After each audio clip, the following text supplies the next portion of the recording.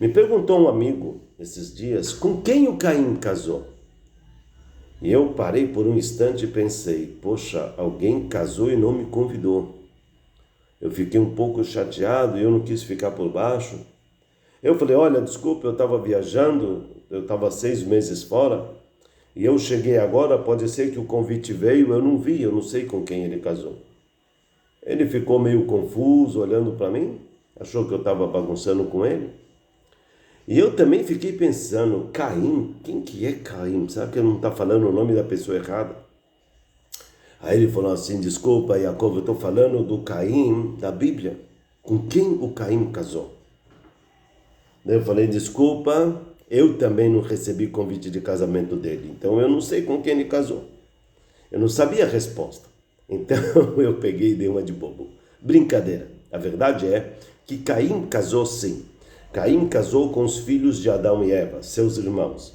Ou seja, já havia passado quase 200 anos do dia que o Caim matou Hevel, seu irmão, e ele foi andarilho pela terra, e ele ficou solitário por muitos anos, até então que ele encontrou um povo, e ele casou. Esse povo era seus irmãos, era seus próprios irmãos, parentes, era filho do seu irmão, e assim eram misturados as pessoas, já havia passado quase 200 anos, quando isso aconteceu. Se você for calcular a idade de Caim, a história dele, você vai ver o que eu estou falando, você olhando na escritura do livro de Gênesis, de Bereshit. Então, quando a pessoa fala assim, com quem casou se só tinha eles? Não. Depois que o Caim matou o Hevel, o irmão dele, ainda assim, Abel morreu, mas teve vários outros filhos. Está escrito que Adão viveu 930 anos e teve filhos e filhas. Então fala que Adão teve filhos e filhas, e quando ele estava com 120 anos, ele gerou um outro filho que foi sua imagem e semelhança. E essa data de 120 anos, para você ter noção, foi a data em que o Caim havia matado o irmão dele, o Abel, né, o Hevel. Nessa data, o Adão, ele gera um filho a sua imagem e semelhança, ou seja, para onde está, por que está falando isso? Porque está jogando lá para dentro do Éden. Quando o Adão foi criado, imagem e semelhança de Deus, e ele perdeu isso quando ele pecou, e ele nunca pediu perdão para Deus do erro que ele cometeu. Então, quando o Caim matou o Hevel, o irmão dele, e ele viu que Deus perdoou Caim, ou seja, que Deus não matou Caim, e Caim falou para o pai, eu matei meu irmão, mas eu não sabia, algo veio em mim, me tomou uma ira, uma coisa que eu não me controlei.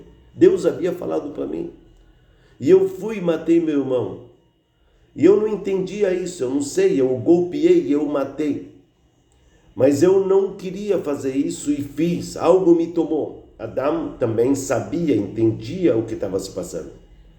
Mas quando Deus falou para o Caim que você fez algo ruim, o Caim perguntou para Deus, em outras palavras, você não pode me perdoar pelo que eu fiz? Você está me condenando a ser um andarilho, a viver e morrer sozinho? Mas eu matei meu irmão, mas eu não sabia. É impossível para você perdoar o meu crime? Você não pode suportar o que eu fiz? E Deus então falou para ele, eu vou te colocar um sinal e ninguém vai matar você. Então, assim, Deus, na verdade, o perdoou e o protegeu. A sentença dele por ter matado seria morrer pela mão de alguém, de um animal, de uma outra pessoa, mas não aconteceu. Por quê? Porque Caim pediu para Deus perdão. E foi aqui que Adão, o pai, também pediu perdão para Deus.